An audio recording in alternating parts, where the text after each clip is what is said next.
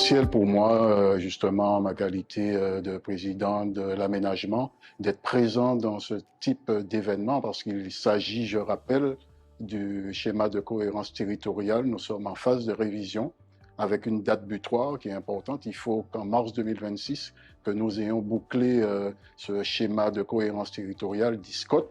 Donc, il était très important pour nous de travailler en amont, en atelier, avec l'ensemble des acteurs du territoire, avec le bureau d'études, avec les techniciens, les élus du territoire et autres, hein, puisque vous avez vu qu'on a eu la représentation de l'espace sud, que ce soit en termes d'élus ou de techniciens, de Cap Nord aussi. Donc, il s'agissait pour nous d'avoir le maximum d'éléments, le maximum d'informations de façon à construire de façon collégiale un SCOT qui soit à la mesure et qui réponde aux attentes de tout un chacun.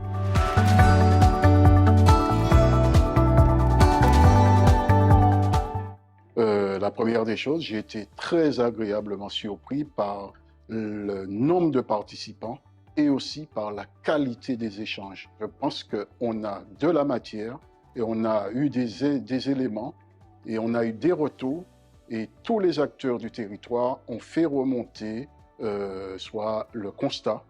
On a fait un constat qui est très important, hein, le constat de ce qui existe. Et à partir de ce constat, ce qu'on souhaite, vers quoi on veut aller, quelle politique publique, quelle politique d'aménagement par rapport justement aux différents textes, par rapport au contexte, par rapport au climat. On sait qu'on a une évolution du climat qu'il faudra prendre en compte.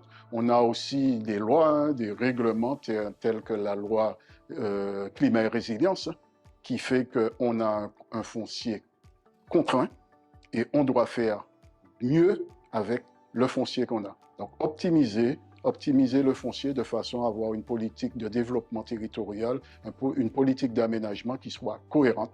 Et d'ailleurs, ça tombe bien puisqu'on parle de schéma de cohérence territoriale.